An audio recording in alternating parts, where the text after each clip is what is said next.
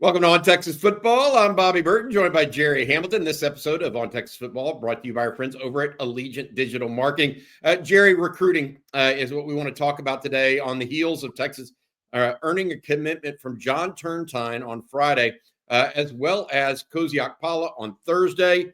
It brings to the close a week where Texas got two of what could have been four targets, potentially. Kendall Gerville earlier in the week out of Fort Myers, the big defensive tackle, Fort Myers, Florida, committed to Florida after getting a big NIL offer from them. And then on Friday, yesterday, Felix Ojo signing a deal with Texas Tech. He had misled, we believe, at some level, folks at both Ohio State, Texas, et cetera, in that regard. But we move on. This is the era we live in. And so I think that it's important for us to kind of take a step back. You had mentioned early in the week that you thought Texas had to have a good week. Was this a good week with Akpala and Turntine coming aboard? It may be not as good of one as you wanted, so there's definitely mixed results. But what's your final takeaway, knowing what you know now? Because we didn't know Florida was going to go a million plus in Gerville, and others went on Felix Ojo. Yeah, no, I think Texas had a good week. I think if they'd have got Gerville, it would have been a great week. I put Ojo in a different category. I never, you know me, I never thought both those Turntine and Ojo would end up at the same school, and Texas got the better player. And so, I think Gerville was the one this week, and he was kind of the first guy this week, right? And when Florida, it's just interesting how this plays out. When Trenton Henderson started to swing away from Florida, even though him and Gerville are different positions, that put a big emphasis on Gerville for Florida, more so than even it had been, knowing that James Johnson had just committed to Georgia, and then Trenton Henderson, even though he's an edge, is trending away from Florida. They couldn't walk away empty-handed from those three defensive linemen in the state. And so that was really the one, and that was the one where you knew Texas was in a good position with for a while. And Gerville even said as much, and he was very transparent with me. He's very transparent with other guys after official visits that cover the schools he visited. And even the colleges went in to that to Monday thinking Texas was the team to beat. So I think Gerville was a transparent kid with people. But that's the one that would have turned it from a good week to a great week. Yeah, I completely understand that. Look, Texas had 17 commitments on the whole right now. We don't expect more movement for Texas until possibly later this week when maybe, say, a Braden Rouse, the linebacker out of Marietta Kell, makes an announcement. Smoke Matthews on the 11th, the defensive back out of Charlotte, North Carolina, apparently come down to Texas and South Carolina for him, one of the nation's top 50 or so players in the country. And then also Tyler Atkinson is out there. He's kind of the, I don't know what you would say, kind of wild card at best, big-time linebacker out of Georgia as well. Those three still out there and possible for Texas. Jalen Lott, also the wide receiver out of Frisco, Texas, a possibility as well, although Oregon seems to be the leader. All right, those are the guys that are already committed elsewhere, Gerry. And what I want to get to next is really how you see recruiting transpiring, not just over the next 7 to 10 days, but really take a broader look like you did on ontexasfootball.com this morning. And let's go position by position and see what's still left on the board and where Texas is going to stick around and try to continue to recruit despite perhaps a commitment elsewhere. Before we do that, I want to say thank you to our sponsor. That sponsor is our friends over at Allegiant Digital Marketing. Chad Markham and the crew, big friends of the show. We appreciate them been sponsoring with us for now more than a year. Did you know that among the top 9 challenges business owners face, the most difficult ones include finding customers, increasing brand awareness, digital advertising, and lead generation? What if I could point you to a local homegrown agency here in Austin that could solve those problems for your business once and for all? For more than 25 years, Allegiant Digital Marketing founder and CEO Chad Markham, a UT grad and instructor of the Digital Marketing Boot Camp here at UT Austin, has helped thousands of businesses overcome these challenges. Take advantage of their Hook 'em Horn special and save up to $2,500 in advertising. Visit allegiantdigital.com/ontexasfootball to learn more today. That's allegiantdigital.com on Texas football today. All right, Jerry, let's move forward and talk about this. Position by position, they're at 17 total commitments. Okay, quarterback set. Nope, nobody else out there in 2026 other than Diabell. Running back, they missed on KJ Edwards. That A&M, that's a straight win over Texas for A&M. Maybe the only one in this class that was just a straight head-to-head win. And then otherwise, outside of that, they're also tinkering with or trying to get involved with Derek Cooper, one of the nation's top players out of Chaminade Madonna in Southern Florida, and Xavier Crowell out of Alabama. Are they going to stay on these guys? How do you see that in your mind playing out? I think Texas will definitely stay on Xavier Crowell. Just see what happens. I think that will be tough. But Derek Cooper should be coming in for an official visit during the season. We broke that news last week. I can't even remember what day. This stuff moves so fast. When he said, I'm not coming in on the 12th, we called somebody close to him and said, hey, Texas wants him to come in for an OV during the season. It looks like he's going to do that. There isn't a date yet. Now he'll have to make it through into September without committing to either Georgia, Ohio State, or Miami before that happens. But as of right now, he wants to wait it out. But I think it's going to be senior year recruiting at the running back position for Texas. All right, so that's pretty clear. What about wide receiver? Because that's the next spot I go to. And Caden Finley went to Notre Dame yesterday. That was a tough loss for Texas in some ways, but Texas' NIL offer was not as high as Notre Dame's. Correct. What's happening here and what we've discussed previously is that there's a limit by position of what Texas can spend these days within this new house settlement age. What's going on with Jalen Lott and Jermaine Bishop? And you mentioned that Bishop's future kind of plays into all of this and what Texas is thinking. What do you mean by that right now? And so I don't mean like if he wants to play receiver, Texas won't take another guy. I want to be clear on that. But I do think because it's just unclear where he's going to play, that he kind of factors in the two positions right now. You're talking about Bishop. You're talking about Bishop. Yeah. Jalen Lott, look, that's going to be Oregon or Texas. We've reported that. We reported that last week that USC was fading third. That's not going to be the pick. It's going to be Oregon or Texas. I think Oregon has the bigger NIL deal. I think it's going to simply come down to, do you want to be in Oregon and Eugene for college football? His sister Artie's at USC running track. Or do you want to stay closer to home and build your legacy at Texas? I mean, I really think that's what this is going to come down to, because Oregon's going to have the bigger NIL offer out there for Jalen Lott. But I do think they're still talking to Texas, and Jalen Lott is still thinking through this process right now ahead of a July 8th decision. So Texas already has commitments from Cohen Brown, Chris Stewart, and Jermaine Bishop in this class. If you consider Bishop a wide receiver, that would be 3. So Lott would be 4. They took 4 last year. They're not going to graduate, but 1 this year, possibly. And that's DeAndre Moore. And they're going to want to keep Ryan Wingo, Emmett Mosley, Parker Livingstone. Be interesting to see how all that works, how much money you put towards the receiver spot in this day and age of NIL. All right, let's talk about tight end. You really went in depth on the tight end spot and where Texas is, and you included an aspect of who's already on campus for Texas as well. So tell people what do you think is left on the bone? What meat is left on the bone at tight end right now? Well, I think if Caden Prothro called Texas and wanted to commit, they would not turn him down. I do think Georgia's been the favorite, and some people say, well, they already have 2 tight ends. Georgia's been the favorite. Florida's been second. Texas has been running third there. I don't think they'd turn him down if he wanted to come. Is he Texas the favorite? I'm not going to say that. Hezzy Kent, I think Hezzy Kent really likes Texas, the inline jumbo tight end. I think there's bigger NIL offers out there than Texas. Kiwi Brown's another name that Texas continues to talk to. But the key there is Texas really likes Emory Winston and Nick Townsend. And obviously we had Nick Townsend, a 5-star coming out of high school here at On Texas Football. And look, if you have 2 freshman tight ends you really like, you like Jordan Washington, you know, you have Spencer Sanders as a Spencer Sanders, as a inline guy, and you don't know if injuries goes pro or not. That position looks different if you like both those freshmen. So I think Texas, if one of those guys wanted to jump in, I think they would take somebody, but I don't think they feel like they have to have somebody. Now, if in 6 months Mark Bowman wants to do something different, we may have a different conversation come November. Or if NIL changes Right. and the aspects of NIL change and Texas somehow strikes a large NIL deal with a third party, et cetera. I mean, all those things are ifs and buts, right? Right now, we're kind of trying to figure out what's going on given the certain circumstances right now.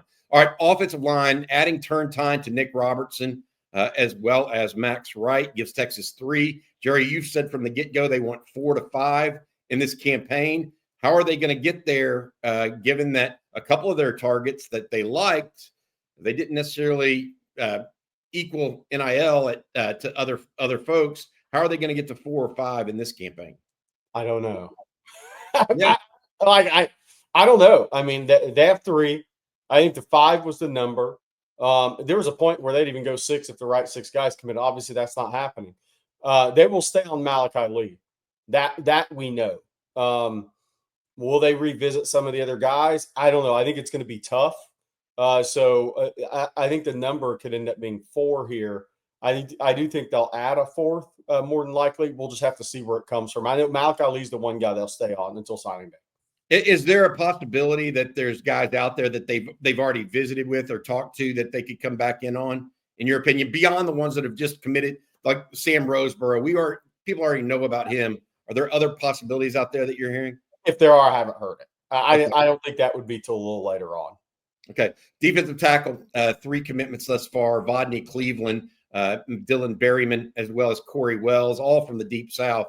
The miss on Gerville, as well as James Johnson.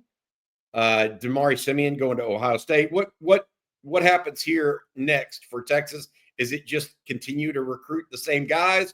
They're going to look at other guys. What are your thoughts? I think they'll stay on James Johnson, probably Gerville. They'll stay in contact with Jamion Winfield, the USC commitment out of Richardson. I mean, I think he's maybe the best of all of them that they're recruiting. And I've thought that the whole way through. So I think they'll stay in there and maybe look at a couple of guys senior, but they definitely want 4. And that number could stretch to 5 if it's the right 5. And we'll have to see where it goes. But with all those guys committed to major universities, right, something would have to happen within coaching staffs or changes within the NIL structure, right? So, but they'll stay in on those guys, James Johnson, Kendall Gerville, Jamion Winfield for sure. Edge, Richard Wesley, the big defensive end out of the Los Angeles area, committed 10 days ago. That changed Texas's perspective on the edge spot at this point. And what I mean by that is that's a big time commitment, 5-star guy. You look around, Jamarian Carlton out of Temple is expected to make a decision. Bryce Perry-Wright expected to go to Texas A&M today. Where does Texas go from here? Is it Carlton do or die, and then maybe look around again? What's the process? Yeah, I want to be clear. Bryce Perry-Wright, once Richard Wesley committed to Texas and Bryce Perry-Wright went separate ways. Jamarian Carlton, Texas would love to get. We'll see if they can beat out Texas Tech and Baylor for him. He was leaning to Texas after the OV, but we'll see what happens on July 10th. Texas will stay on Trenton Henderson for sure. There's no doubt. He's a top 10 level player in the country. They will stay on him just to see what happens at LSU this year. Jake Krull's also out there, but I think that's expected to go to either Oklahoma or Florida. And Henderson is the young man out of Pensacola. Yeah. Krull's out of IMG, if I'm not mistaken, yes. As well. All right. Linebacker, some clarity came about on Thursday with Cozy Akpala's commitment, young man out of Maida Creek and Katy. But there's still 2 more guys out there, Braden Rouse and Tyler Atkinson, both from the state of Georgia. Yeah, that's what's going to be interesting is linebacker's the position that as much as any, maybe running back, because there is not anybody in the class, we don't know where it's headed yet. They want 3, but they're down to, 3 uncommitted guys, but Calvin Thomas expected to go Nebraska's way, if not North Carolina's way. They have much higher NIL opportunities out there for him at Nebraska versus what Texas would do.